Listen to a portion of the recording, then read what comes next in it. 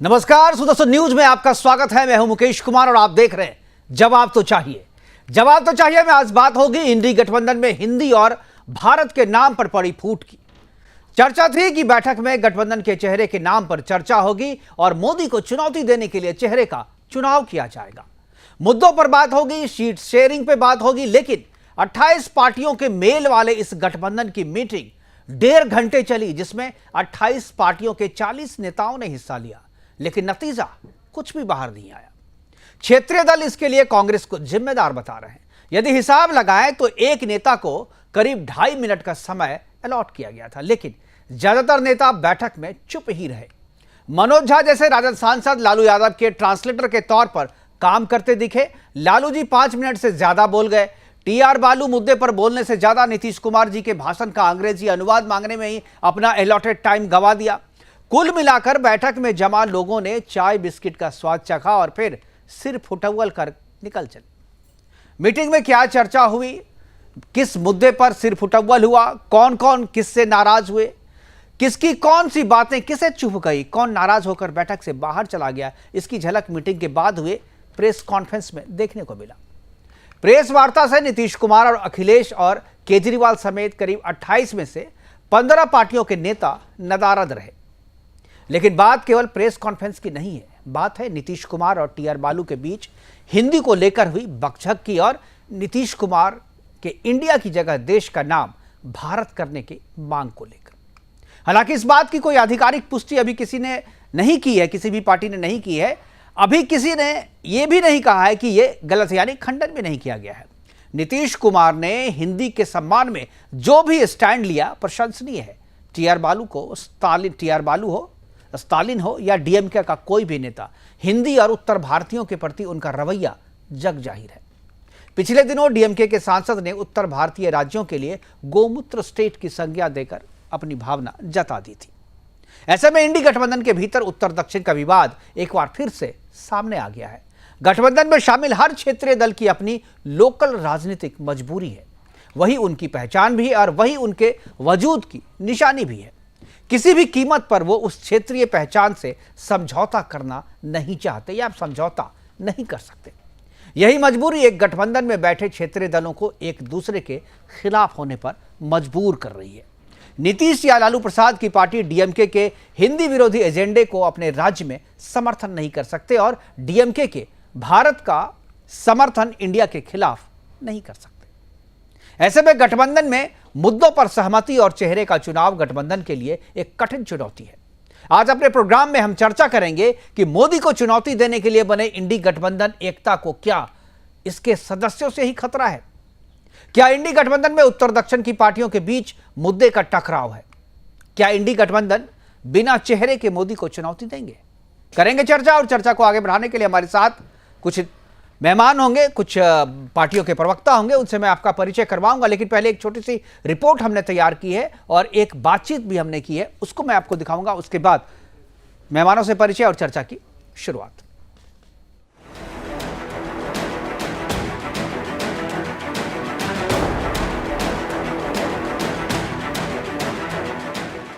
उन्नीस दिसंबर को दिल्ली में इंडी गठबंधन की बैठक हुई, जहां हिंदी भाषा को लेकर गठबंधन के नेताओं के बीच रार देखा गया। मामला डीएमके नेता टीआर बालू द्वारा नीतीश कुमार के हिंदी बोलने पर विरोध करने का है।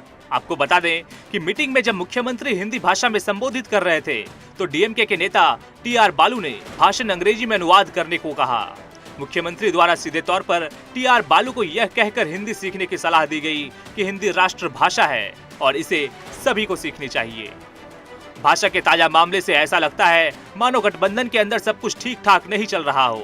वैसे भी डीएमके का हिंदी भाषा और हिंदी भाषी लोगों के प्रति क्या रवैया रहा है, यह सबको पता है। इतिहास इसका गवाह भी है। तभी तो संविधान हिंदी में लिखे जाने का विरोध करने से लेकर हिंदी भाषी क्षेत्र के लोगों को गौमूत्र राज्य तक कहकर संबोधित कर दिया जाता है। सिर्फ डीएमके की ही बात करें तो बिहारियों के पास तमिल की तरह दिमाग की कमी होना, हिंदी को पिछड़े राज्यों की भाषा बताना, दयानिधि मारन द्वारा हिंदी बोलने वालों को छोटे मोटे काम करने वाला बताना और डीएमके के नेता आरएस भारती द्वारा उत्तर भारतीयों को पानी पूरी बेचने वाला बताने जैसे ढेर सारे मामले आपको मीडिया में देखने को मिलेंगे, जहां इन नेताओं द्वारा हिंदी भाषी लोगों पर जहर उगला जाता है। तमिलनाडु के ही एक नेता सीमान ने तो हिंदी भाषियों के साथ सख्ती से निपटने के लिए लोगों को कह दिया था। ऐसे में सवाल ये उठता है कि इंडी गठबंधन में शामिल पार्टियां पहले अपने गठबंधन के सहयोगियों से दो हाथ करेगी या अपने राजनीतिक प्रतिद्वंदी एनडीए या प्रधानमंत्री नरेंद्र मोदी से। Bureau report, Sudarshan news.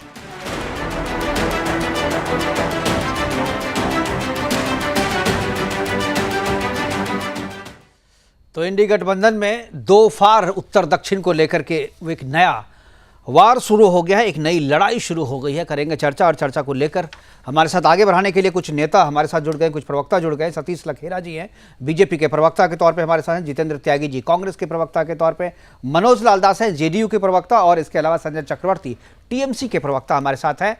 चारों प्रवक्ताओं का स्वागत है। और चर्चा की शुरुआत जो है मैं मनोज लाल दास जी से करना चाहूँगा, चूँकि उनकी पार्टी के नेता के ऊपर जो है ये आरोप है और ये सारी चीज़ें उन्हीं को लेकर के शुरू हुई है। मनोज जी, आधिकारिक पुष्टि इस बात की नहीं है अभी, लेकिन हमारे पास जो जानकारी आई है उसके मुताबिक जो है इंडी गठबंधन में नीतीश जी ने हिंदी के सम्मान को लेकर के ये कहा। मुझे बड़ा गर्व है कि हिंदी के सम्मान को लेकर के कोई नेता खुल करके बोलने की हिम्मत कम से कम कर रहा है, क्योंकि इंडी गठबंधन में जब भी इस तरीके की बात आई है सभी ने मौन ही साथ लिया है। नीतीश कुमार जी ने ऐसा कहा और मुझे लगता है कि ये गर्व की बात है। हिंदी भाषा केवल बिहार के लिए नहीं, पूरे हिंदी भाषी पूरे उत्तर भारत के लिए जो ये गर्व की बात है जो उन्होंने एक स्टैंड लिया कम से कम। लेकिन जिस बात को लेकर के चर्चा शुरू हुई थी, जिस बात को लेकर के गठबंधन की मीटिंग हुई थी, वो चीज़ें नहीं हो पाई और नया एक विवाद खड़ा हो गया। क्या आपको लगता है कि इंडी गठबंधन में हिंदी को लेकर के खासतौर पे जो चर्चा हुई, जिस तरीके से विवाद खड़ा हुआ, क्या आपको लगता है ये गठबंधन के भीतर उत्तर दक्षिण की राजनीति शुरू हो गई है और ये राजनीति कहीं ना कहीं बिहार की राजनीति या उत्तर भारत की राजनीति को प्रभावित करेगी आने वाले दिनों में? देखिए मुकेश जी,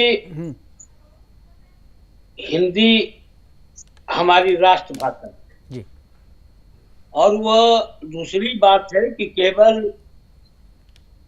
दक्षिण में ही नहीं और कोई राज्यों में भी, चाहे वो बीजेपी की सरकार वहां रही हो महाराष्ट्र में या कांग्रेस की सरकार रही हो, वहां हिंदी भाषियों के साथ, हिंदी में रहने वाले के साथ कई बार अपमान हुआ है और सभी लोग चुप्पी साध गए, किसी ने उसके खिलाफ कोई बात करने को नहीं कहा। अब कल की बैठक में इस तरह की बातें हुई है, इसकी मुझे कोई जानकारी नहीं है, पहली बात। दूसरी बात ये भी हम कह रहे हैं कि अगर इस तरह की बात अगर हुई होगी तो ये गलत है। ऐसा उत्तर भारत के हो या दक्षिण भारत के हो या पूर्वी भारत हो या अपना पश्चिमी भारत हो, किसी के भी बीच में नहीं आनी चाहिए। अगर ऐसा हुआ है तो इसका ये दुख की बात है, मैं स्पष्ट रूप से कहूं। जहां तक माननीय मुख्यमंत्री नीतीश कुमार जी की बात है, नीतीश कुमार जी कोई हिंदी भाषी होने के कारण नहीं, क्योंकि हमारे संविधान में हिंदी को राष्ट्रभाषा की दर्जा दिया गया और उन्होंने उस दृष्टि से हिंदी पर उन्होंने बोला होगा।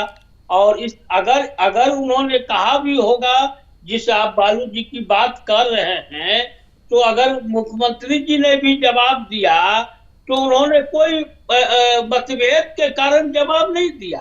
उन्होंने स्पष्ट रूप से कहा कि हिंदी हमारी राष्ट्रभाषा है। और मुकेश जी, नीतीश कुमार जी जहां कहीं भी जाते हैं हिंदी को प्राथमिकता ही देते हैं, क्योंकि हिंदी हमारी राष्ट्रभाषा है। तो ऐसे में मुख्यमंत्री जी का अगर ये बयान है तो ये स्वागत योग्य नहीं हो। उनका अपना शुरू से ही उनका बयान चलता है, चाहे वो किसी भी बैठक में रहते हो, वो हिंदी को नहीं छोड़ते। नहीं, बिल्कुल मुझे पता है इससे पहले जी। अगर कल की बैठक में जो आप बता रहे हैं, मुझको इसकी कोई सूचना नहीं है, ना हमने किसी समाचार पत्र में भी देखा है, न किसी चैनल पर भी देखा है। लेकिन हो सकता है कि आपकी जानकारी हो, आपकी जानकारी पर मैं कोई संदेह नहीं व्यक्त कर रहा हूं, लेकिन अगर ऐसा हुआ है तो ये नहीं होनी चाहिए।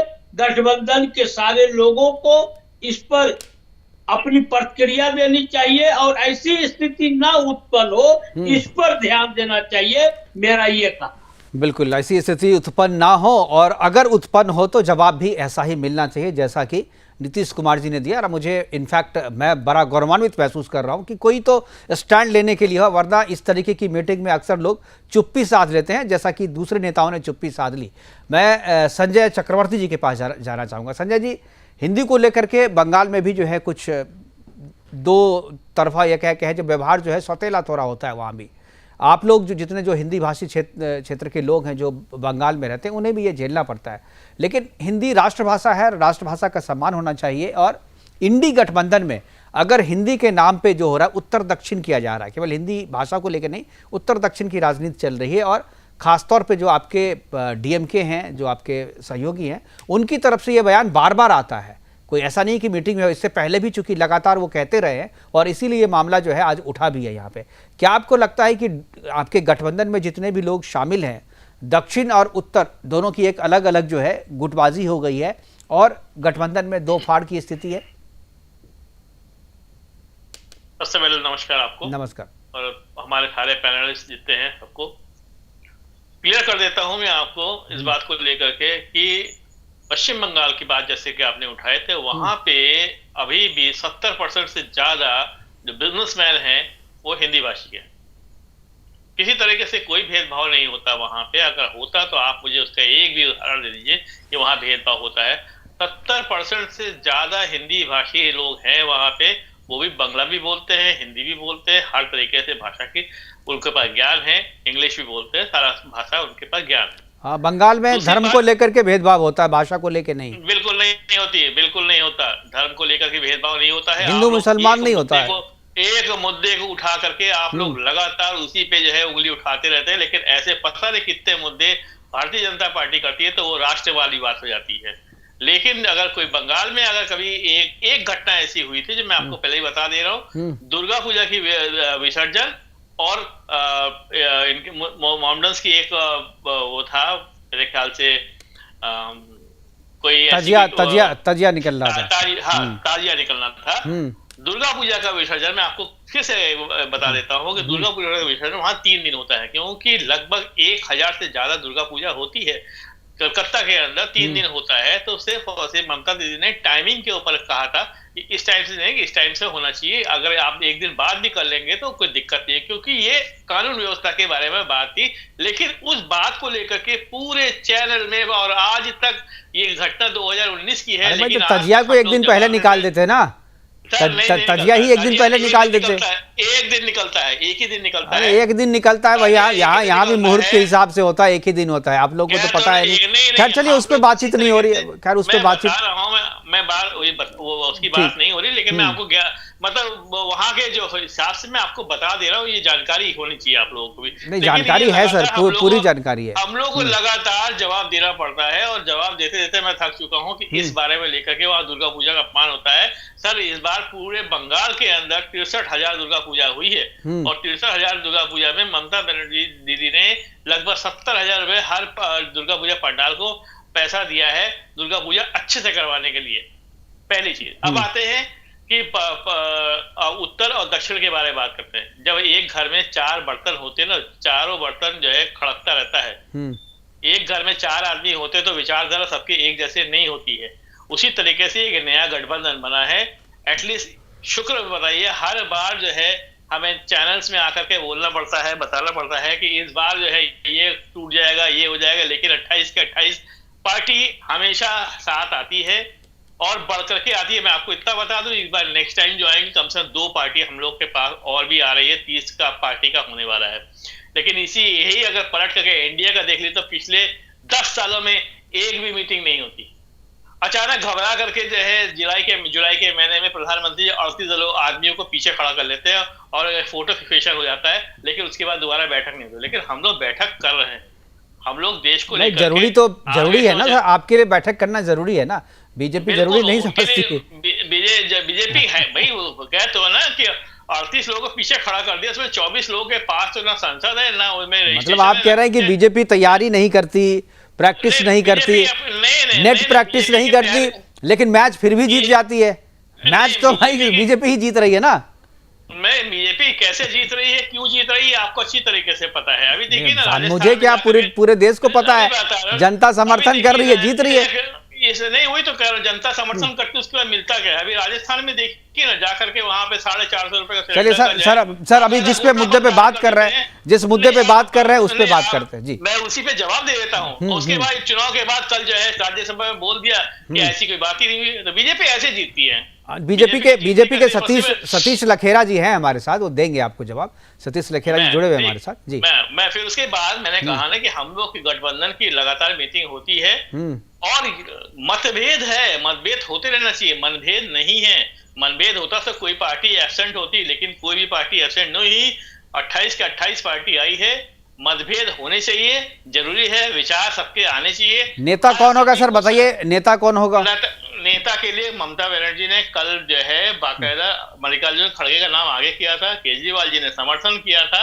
अब खड़गे जी ने इस बात को लेकर के आगे कहा कि पहले हमारा चुनाव जीतना हमारे लिए सबसे ज्यादा जरूरी है, हमारे लिए अभी प्रधानमंत्री पद जरूरी नहीं है। तो उन्होंने खुद ही इस बात को डिनाई किया है। तो और दूसरी बात मैं आपको बता दूं, 4 राज्यों में लगभग सीटें फाइनल हो चुकी है और बाकी के सीटें लगभग आपको देखेगा। मतलब देखिए, एक चीज ममता बनर्जी राहुल गांधी को नेता नहीं मानती, ये बात तो साबित हो गया ना। देखिए ये बात फिर अभी अगर राहुल गांधी को मानते तो फिर आप, अरे क्या आप मल्लिकार्जुन खड़गे का नाम आगे कर रहे हैं, इसका मतलब आप राहुल को नेता नहीं मान रहे, राहुल का नाम आगे नहीं कर रहे हैं। आपने खुद कहा ना, अभी आपने खुद कहा कि आपकी नेता ने वही पूरी बात तो सुनिए, मैं जवाब तो दे दूं। अगर वो राहुल गांधी करते तो आप खड़गे जी को वो करते, राष्ट्रीय अध्यक्ष होने के बाद नहीं मानते, फिर आप कहते हैं कि शरद भाई जरूर कहते हैं, जरूर पूछते। अरे जो हुआ है सर उसके बारे में पूछेंगे ना, जो हुआ है उसके बारे में तो पूछेंगे। लेकिन राहुल सर्वमान्य नेता, सबसे बड़े पार्टी आपके गठबंधन में सबसे बड़ी पार्टी है कांग्रेस, सबसे ज्यादा उनके पास सीटें हैं, सबसे ज्यादा मेंबर ऑफ पार्लियामेंट है, फिर भी आप उसके नेता को नेता नहीं मान रहे हैं। मल्लिकार्जुन खड़गे को आप कर रहे हैं, इट मींस कि ये कहीं ना कहीं डिनायल है राहुल गांधी का, सोनिया गांधी का। ठीक है, संतोष त्यागी जी है। अब इससे 2 लोगों का केवल जो है राय हुई है, बाकी सबका नहीं हुआ। ठीक है, लेकिन आप दोनों की राय में राहुल गांधी नेता नहीं है, ये तो तय हो गया ना। संतोष त्यागी जी, पद एक ही है। हाँ ठीक है, पद एक ही है, राहुल गांधी के लिए नहीं है, ये टीएमसी मानती है। संतोष जी, आपके नेता के लिए तो भाई टीएमसी कह रही कि कोई पद ही नहीं है भाई, अब उनको नेता ही नहीं मान रही है, कह रही मल्लिकार्जुन खड़गे होंगे। और उसके बाद एजेंडे पे बातचीत होती है, एजेंडे पे कोई बातचीत नहीं हुई है, आप लोगों का सीट शेयरिंग का मामला है। क्या हो रहा है ये आपके गठबंधन में? एक बात बताइए सर, कांग्रेस में आज की डेट में राष्ट्रीय अध्यक्ष कौन है सर? सबको पता है सर, कौन बनेगा करोड़पति मत खेलिए, सबको पता है मल्लिकार्जुन खड़गे हैं जो। हाँ तो पार्टी का प्रतिनिधित्व तो कर रहे हैं माननीय के साथ।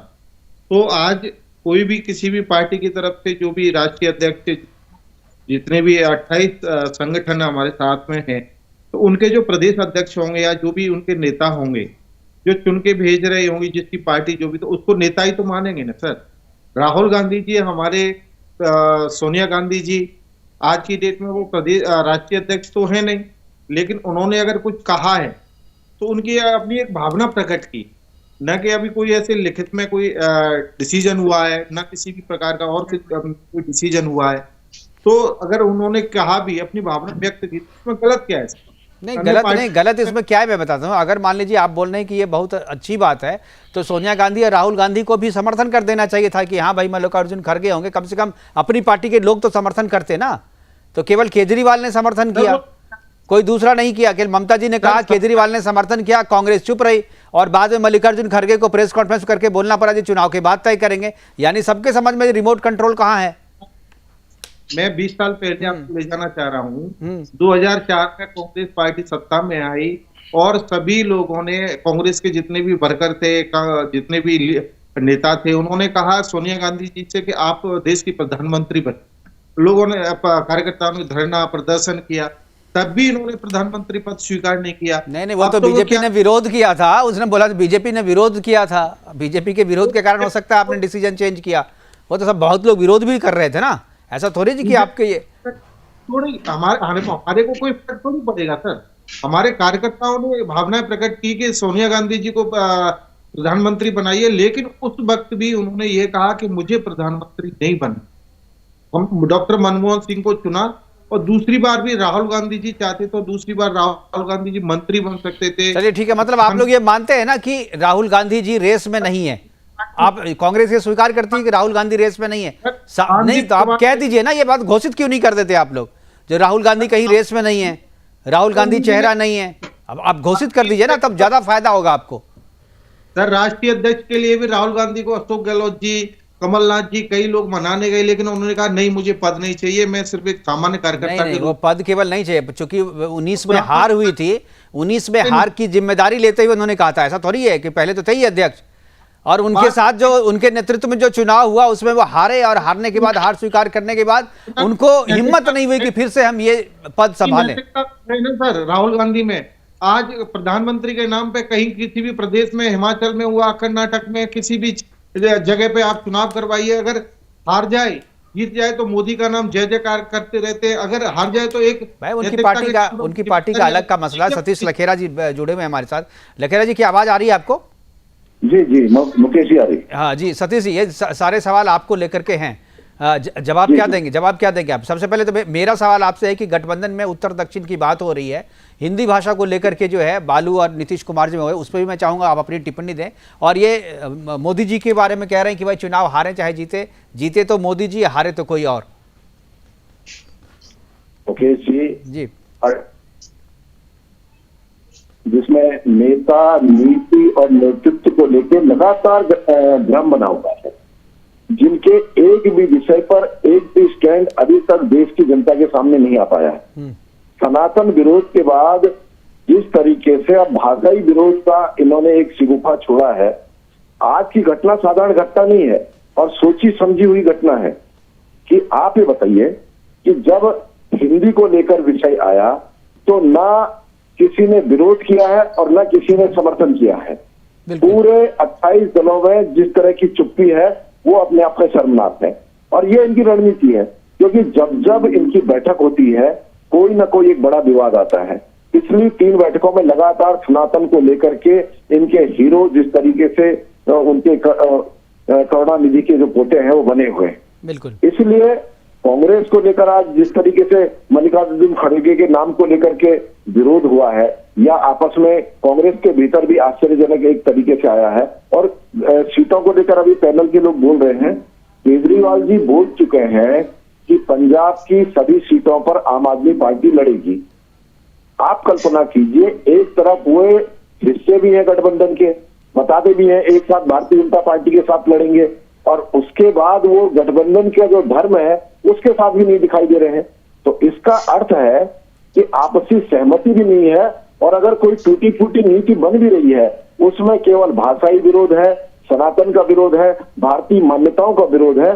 तो इससे समझा जा सकता है भारतीय जनता पार्टी अपना काम कर रही है, हमारी सरकारें जनहित के काम कर रही है, उसका आशीर्वाद भी मिल रहा है, प्रत्यक्ष आशीर्वाद मिल रहा है, और इन चुनावों ने तो लोकसभा का सेमीफाइनल कर भी दिया है। हमें पूरा आशा है कि हम अपने कार्यों को लेकर जनता के बीच में जाएंगे, और उसके बाद हमें जो तीसरा जो हमारा टर्म होगा मोदी जी का, उसमें देश की आर्थिक व्यवस्था को लेकर, आम जनजीवन को लेकर हमारी चिंताएं हैं। इनकी अपनी लड़ाइयां हैं, और वो देश का आम नागरिक देख रहा है कि कितनी सबसे पुरानी पार्टी की ये स्थिति हो गई है कि उसके ना नेतृत्व की स्वीकार्यता हो रही है और ना उनकी नीति की स्वीकार्यता हो रही है। बिल्कुल। मनोज लाल दास जी, ये जो नीतीश कुमार जी को लेकर के बात ही हुई, और जो डीएमके है, डीएमके अक्सर हर एक मीटिंग के पहले डीएमके की चर्चा होती है। डीएमके का कोई ना कोई नेता कुछ ऐसी बात जरूर कह देता है जो बीजेपी के फेवर में जाता है, और बीजेपी के साथ में रहे नीतीश कुमार जो है कभी न कभी अपने आप को अनकंफर्ट, बिल्कुल उनको असहज हो जाते हैं कि ये तो मुद्दा उनका भी है, और वो भी दिल से उसका समर्थन नहीं करते, लेकिन फिर भी उनके साथ में उनको बैठना पड़ता है। क्या आपको लगता है कि डीएमके जो है वो आपके इंडी गठबंधन में जो है एक मुसीबत खड़ा करने वाला एक घटक बन गया है, और अगर इंडी गठबंधन को चलाना है, आगे ले जाना है, तो डीएमके का कुछ करना चाहिए आप लोगों को? देखिए, सबसे पहली बात है मुकेश जी की जिस सवाल पर चर्चा कर रहे हैं, ये सवाल आज तक, कल से अभी तक, कुछ देर पहले तक जो मैं न्यूज चैनल पर न्यूज देख रहा था, कहीं इस तरह के न्यूज को हमने देखा नहीं। अगर भीतर से इस तरह की कोई बात उठी है तो मैंने पूर्व में ही आपको कहा कि सभी दलों को इस पर सोचना चाहिए कि अगर ऐसी बात हुई है तो ये गलत है, इस तरह की बात नहीं होनी चाहिए। हम कोई भी काम करेंगे तो संविधान के अंतर्गत ही करेंगे। संविधान में हमें राष्ट्रभाषा, हमारी राष्ट्रभाषा हिंदी की दर्जा दी गई है। आप मनोज लाल जी, आप बार बार कह रहे हैं कि अंदर में क्या हुआ है ये खबर कहीं नहीं आई है, मतलब आप दूसरा कौन सा चैनल देखते हैं जो उसमें आना चाहिए तभी आप मानते हैं? अभी हम दिखा रहे हैं, ये भी तो खबर ही है, तो आप इसको मानिए और नहीं तो वही बात मैं कह रहा हूँ। नहीं, एक चीज और, आपके हिसाब से मान लीजिए चैनल पे नहीं आया लेकिन बैठक हुई है, जी मैंने शुरू में ही कहा हाँ कि आपकी जानकारी पर हमें कोई संदेह नहीं है। बिल्कुल, कहीं ना कहीं से ऐसी बात अगर हुई होगी तो आप इसको दिखा दें। मैंने ये कहा कि मैं दिल्ली का भी अखबार पढ़ा आज और आज पटना का भी अखबार पढ़ा, कहीं हमको इसकी चर्चा नहीं दिखी। चलिए मैं बावजूद भी आपके हिसाब से कल जो बैठक हुई थी, अगर इस तरह की बातचीत है और ये है तो गलत है। मैं आपको नहीं तो आपके हिसाब से जो बैठक हुई है, हाँ जो भी जी, आप प्रवक्ता हैं मनोज जी। मैं कह रहा हूं कि अगर गठबंधन की बैठक में अगर इस तरह की बात उठी है तो गठबंधन के और जो प्रमुख नेता हैं, जी संतोष जी, आऊंगा मैं आपके बाद, आऊंगा। उनको संज्ञान में लेकर इस पर कार्रवाई करनी चाहिए। बिल्कुल, एक चीज आपके हिसाब से बिल्कुल ठीक करें मनोज जी, मैं आपसे एक चीज, आपके हिसाब से कल जो बैठक हुई है उस बैठक में क्या हुआ है, कुछ तो आप जनता को बताएंगे ना? नहीं, उस बैठक में तो क्या हुआ ये तो सामने आया कि लोगों ने प्रधानमंत्री वाले पद पर कहा कि सबसे पहले जीतेंगे उसके बाद उस पर करेंगे। जो इन सब सवालों पर पूरे राज्यों में जो है होना चाहिए। कुछ एजेंडा हैं जो भीतर में तय हुए हैं, जो बाहर नहीं आए हैं, वे गठबंधन के। मैं आपको आपके एक नेता का एक बयान मैं सुनाता हूं। एक बार पिंटू जी का बयान जरा दिखाइए जो आपने दिखाया। मैं पीसीआर से कहूंगा एक बार पिंटू जी का बयान दिखाइए, उसके बाद भी हम चर्चा को आगे बढ़ाएंगे।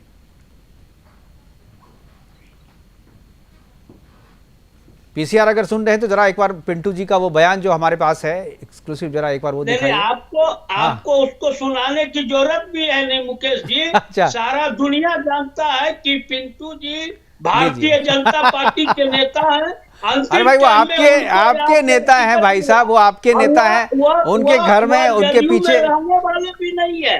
अच्छा चलिए तब ठीक है। मैं संजय चक्रवर्ती जी हाथ उठाए हुए, चलिए ठीक है, एक बार पिंटू जी के बयान को सुन लीजिए तब मैं आऊंगा। हालांकि प्रतिक्रिया पहले दे दी आपने मनोज जी ने, एक बार सुन लीजिए जी। इस वक्त हमारे साथ मौजूद है जेडीयू की वरिष्ठ नेता और सांसद Sunil Kumar Pintu ji. Sir, India alliance की कल बैठक हुई है तो क्या कुछ उसमें हुआ है? कल की बैठक कुछ नहीं हुई, सिर्फ चाय बिस्कुट पर ही समेट कर रह गई। कोई न निर्णय हो सका, न किसी सीरियस मुद्दे पर लोगों ने चर्चा की। हमारे नेता बार बार बोल रहे हैं कि सीटों का बंटवारा कीजिए। अलायंस तभी आपका सफल होगा जब क्षेत्रीय पार्टी को राज्यों में आगे रखकर कांग्रेस पीछे खड़ी होकर लड़ेगी, तब ये होगा, नहीं तो चाय बिस्किट पर ही मामला सिमटाता रहेगा। और अगर बात करें ममता बनर्जी की तो उन्होंने मल्लिकार्जुन खड़गे का नाम लिया है पीएम फेस के लिए। देखिए, ये उनका प्रस्ताव हो सकता है, तो न उस पर मल्लिकार्जुन जी ने अपनी सहमति दी और न अन्य दल के नेताओं ने इस पर सहमति दी। बातचीत काफ़ी लंबी थी और भी चीज़ें हैं जो हमारे पास हैं, लेकिन वो अभी मैं आपको नहीं सुना। लेकिन दो चीज़ें बात है कि चाय बिस्किट पे जो है बैठक जो है वो ख़त्म हो गई, वो इस तरीके की बात कर रहे थे। कोई भी महत्वपूर्ण चर्चा नहीं हुई वहाँ पर। करीब 1.5 घंटे की बैठक चली थी।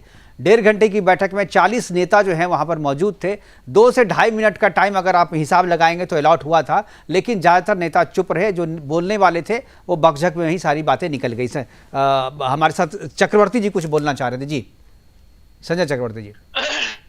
वैसे पिंटू जी के बारे में सफाई तो हमारे जेडीयू के प्रवक्ता भाई ने बोल दिया था, लेकिन फिर भी मैं आपको बता दूं, क्या पिंटू जी उस बैठक में बैठे थे क्या? वो देख रहे थे क्या? चाय बिस्कुट के अलावा कोई चर्चा नहीं हुई? सांसद हैं, बातचीत तो होती होगी ना नेता से। वही तो कह रहे हैं कि भाई उन्होंने रास्ता खोज लिया है, नए रास्ते के ऊपर चल पड़े हैं, तो इसीलिए जो है वो कुछ भी बोल सकते हैं। उनका हक बनता है कि नए रास्ते के लिए पहले पुराने रास्तों को खत्म करना पड़ेगा। उसको जो है धूल मिट्टी नहीं डालेंगे तो आगे जो है वो वाहवाही कैसे मिलेगी उनको। तो ये सारी चीजें हैं, तो इसलिए बहुत ज्यादा इस पे बात करने की जरूरत नहीं किसने क्या कहा। मैं फिर बोल रहा हूँ कि हर बार आप लोग कयास लगाते हैं कि इस बार 2-4 दल काम आएंगे, 2-4 दल काम आएंगे, लेकिन हर बार वो 28 दल आ जाते हैं। नहीं 28 नहीं 35 दल लीजिए। देखिए आप लोग जो 2019 में भी तो यही थे लोग, 2019 में तो यही थे। लेकिन मैं कह रहा हूं कि जब तक सीरियस नहीं होंगे तब तक देखिए हमें मजबूत विपक्ष चाहिए, हमें मजबूत विपक्ष चाहिए। नहीं सुन लीजिए, मैं तो ये देखिए मुकेश जी, अगर ये मजबूत नहीं होता तो 4 बार बैठक नहीं चलता।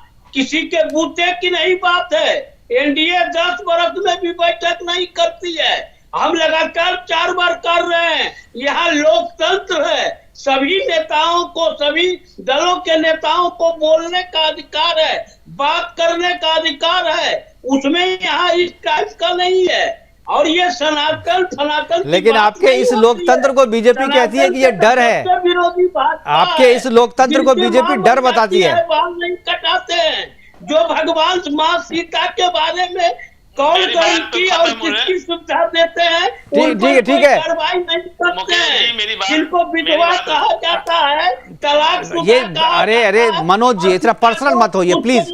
पर्सनल बात हम लोग नहीं एक्सेप्ट करते प्लीज। चलिए संजय जी देखिए, पहली बात हमने बताया कि हम लोग मजबूत हैं, अपने मजबूती के साथ हम लोग एक गठबंधन में हैं और उस पर हमने विचार होता रहता है, विचार विमर्श चलता रहता है। दूसरी बात ये है कि अभी आपने कहा कि प्रधानमंत्री जी के बारे में बताया, तो अभी 5 फरवरी को प्रधानमंत्री जी ने संसद का नसीना ठोक के कहा था, एक अकेला सब पे भारी, एक अकेला सब पे भारी। लेकिन जैसे ही इंडिया अलायंस का जो है गठबंधन का पहली मीटिंग हुई, तुरंत के तुरंत दूसरे दिन 38 लोगों को पीछे खड़ा कर लिया और एक फोटो सेशन करवा दिया। 10 साल तक याद नहीं आता एनडीए गठबंधन का। चलिए ठीक है, देखिए मुझे ये बीजेपी जवाब देगी। ठीक है, बीजेपी जवाब देगी इसका, सतीश जी जवाब देगी। अभी एक सेकेंड अभी आपने कहा था कि कांग्रेस को जो है आप क्या चाहते हैं कि राहुल गांधी को किनारे करके मल्लिकार्जुन खड़गे, तो ये 2014 में भूल गए जब लाल कृष्ण आडवाणी को किनारे करके जो है मोदी जी को आगे किया गया था। भाई वो उनकी दोनों अपनी पार्टी, ठीक है भाई उनकी पार्टी का। मैं इस पर क्या बोलूं। मैंने तो जो आपने कहा मैंने कहा, मेरा इसमें मैं सिंपल यही नहीं, मैं तो वही कह रहा हूँ कि क्या आप लोगों ने उसी तरीके से किया है ना। जोशी हो, मुरली मनोहर जोशी हो, लाल कृष्ण आडवाणी हो, जो फाउंडर मेंबर थे भारतीय। ठीक है संतोष जी बहुत देर से बोलना चाह रहे हैं। ठीक है, कांग्रेस से ही पूछ रहे थे जी। संतोष जी बोलिए संतोष जी।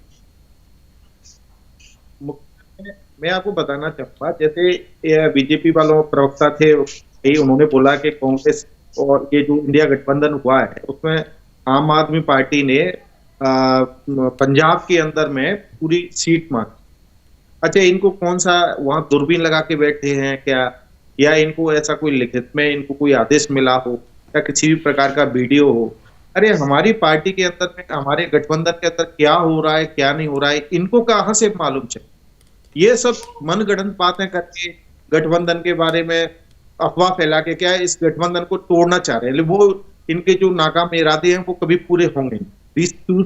दूसरी बात आपने जो बोला कि 2014 के अंदर अपने टीएमसी प्रवक्ता भाई ने बोला था कि 2014 के अंदर आडवाणी जी को और कई मुरली मनोहर जोशी जैसे कई बड़े नेताओं को नजरअंदाज करके और मोदी जी को आगे लाए। तो आपने बोला कि वो उनकी पार्टी का मामला है। ऐसे ही हमारी पार्टी, हमारे गठबंधन का मामला है सर। ये हम किसको प्रधानमंत्री बनाएंगे, किसको गठबंधन में रखें, तो हम कहाँ कह रहे हैं संतोष जी कि ये मेरा मामला है। लेकिन आप लोग जो करते हैं, चूंकि पब्लिक डोमेन में है तो चर्चा तो होगी ना। तो मैं तो वही कह रहा हूं, जो ममता बनर्जी ने कहा कि मल्लिकार्जुन खड़गे को आगे नाम किया, मतलब जो है राहुल गांधी को पीछे किया, राहुल गांधी को नहीं एक्सेप्ट किया उन्होंने। ये तो सिंपल सी बात है ना, इसमें कोई पॉलिटिक्स क्यों आप लोग गुजर रहे हैं? जैसे लाल कृष्ण आडवाणी को पीछे किया, हाँ उसी तरीके से भाई, अगर आपको ऐसे समझना है तो ऐसा ही समझ लीजिए। अब ऐसे समझना है तो ऐसा ही समझ लीजिए। लाल कृष्ण आडवाणी एक बार प्रधानमंत्री पद के उम्मीदवार हो चुके थे, 2009 में थे, उनके नाम पे चुनाव लड़ी थी पार्टी ने। उसके बाद पार्टी ने दूसरा नाम डिसाइड किया। चलिए ठीक है, अरे ठीक है, चलिए इसका जवाब सतीश जी देंगे। सतीश जी क्या जवाब है आपका? देखिए ना सर, मुकेश राजस्थान जी, में बदलते अभी हमारे जी अभी कांग्रेस के क्या हमारे बनाया मित्र कह रहे हैं कि भारतीय जनता पार्टी कैसे पता चलता है। पूरे पब्लिक डोमेन में केजरीवाल साहब का बयान सारे अखबारों में छपा हुआ है, जिसमें उन्होंने कहा हमारी भी जानकारी एक अखबार के पाठक के नाते है, इसलिए। और खड़गे की जानकारी भी, ममता जी ने खड़गे साहब का नाम लिया, ये भी अखबार और मीडिया के माध्यम से है। दूसरी चीज, अभी इन्होंने बताया कि 10 साल में इन्होंने कभी अपने एनडीए गठबंधन की याद नहीं आई, और अब इन्होंने आनंद फानन में इंडी गठबंधन को देख के किया। 10 साल में जिस तरीके से हमने दोबारा 2 बार केंद्र में सरकार बनाई, बहुमत के साथ बनाई, पुरानी शक्ति से ज्यादा सीटें लाकर बनाई, राज्यों में जिस तरह हम आए, इसलिए हमारा समन्वय वोटों के माध्यम से और योजनाओं के माध्यम से दिखाई देता है। इनका समन्वय फोटो के माध्यम से नहीं दिखाई दे रहा, बैठकों में जो बाहर आके बयान है उसमें नहीं दिखाई दे रहा है। इनका तो ना फोटो ये आपको दिखाई नहीं पड़ रहा है कि राजभर ने आपको क्या क्या कहा था और उसको पैर पकड़ के ले आए, ये भी तो बोल दीजिए ना। प्लीज बीच में मत बोलिए मनोज जी देखिए बारी बारी से। मनोज जी आप बीच में बहुत बोल देते हैं, आप बीच में बोलते हैं मनोज जी, आप प्लीज। आप जब बोल रहे थे कोई बीच में नहीं बोल रहा था मनोज जी, आप जब बोल रहे थे कोई नहीं बोल रहा था। चैनल पर जाना है। हाँ ठीक है, मेरे पास टाइम नहीं है, अभी तुरंत खत्म करेंगे 30 सेकंड में। ठीक है, बात खत्म करने दीजिए। जी ठीक है, क्यों नहीं इन्होंने, चलिए ठीक है, समझ में आ गया मनोज जी। चलिए बात तो करने दीजिए, इनको बीच में बोल देते हैं। जी सतीश जी, क्या बोलेंगे, झूठ का पुलिंदा है, सनातन धर्म का बात करेंगे। अरे मनोज जी, एक ही बात हर एक प्रोग्राम में आप बोलते हैं, बार बार मैं कहता हूँ पर्सनल मत होइए, दूसरे को भी बोलने दीजिए, जरा सा डाउन कीजिए इनको। जी सतीश जी डाउन कीजिए। जी सतीश जी बोलिए। मुकेश जी, हाँ हमें आश्चर्य नहीं हो रहा है, क्योंकि जब से नीतीश जी डिरेल होकर बोलने लगे हैं तब से उनकी पार्टी के लोग भी बोलते हैं, कोई दिक्कत नहीं। हम अभी आपसे, मुकेश जी आप बहुत सीनियर जर्नलिस्ट हैं और आपके एनालिसिस का हम सब सम्मान करते हैं। अभी मैं तो फोन लाइन से जुड़ा हूँ, अभी विंडो में आपको सारे इंडी गठबंधन के जो हमारे प्रवक्तागण हैं वो बैठे हुए हैं जी। आप इनसे केवल इंडी अलायंस का फुल फॉर्म पूछ लीजिए। हर ये मैं कल भी पूछा था सर, नहीं बता पाए थे कोई। मैंने कल भी पूछा था ये बहुत सारे नेताओं से, लेकिन नहीं बता पाए ये। तो ये बात आप बिल्कुल सही कह रहे हैं, बिल्कुल सही कह रहे हैं हमारे पास जी। तो मुकेश जी, जब नाम को लेकर, गठबंधन को लेकर इन्हें बार बार रूप बदल के आना पड़ रहा है, प्रधानमंत्री के नाम को बदल के आना पड़ रहा है, राहुल जी को बार बार लॉन्च करके कांग्रेस थक गई है इसलिए दूसरा नाम लाना पड़ रहा है, तो इनकी मजबूरी देखी जा सकती है। और हम जिस तरह, बिल्कुल सर, हमारे पास सतीश जी माफी मांगते हुए आपसे जो है समय चूंकि हमारे पास कम है, बार बार इशारा हो रहा है मेरे कान में कि प्रोग्राम को वाइंड अप कीजिए, इसलिए क्षमा चाहते हुए आप सभी मेहमानों को बहुत बहुत धन्यवाद। सतीश जी आपका, संजय चक्रवर्ती जी आपका, संतोष त्यागी जी आपका, मनोज लालदास मनोज जी आपका भी बहुत बहुत धन्यवाद। आप जुड़े और अपनी अपनी बातें हमारे साथ साझा की। लेकिन इंडी गठबंधन की इस बैठक में, कल जो बैठक हुई थी उस बैठक में जिस तरीके की बातें सामने आई है, एजेंडे पे बात क्या है इस पे कोई मतलब नहीं। ठीक है, आप अगर सीट शेयरिंग देर से करते हैं उसमें भी कोई बात नहीं, लेकिन अगर आप हिंदी भाषा को लेकर के उत्तर दक्षिण करके भारत को बांटना चाहते हैं तो यह कहीं से भी एक्सेप्टेबल नहीं होगा। जनता इसका जवाब देगी। फिलहाल अभी के लिए इतना ही, दीजिए इजाजत, नमस्कार।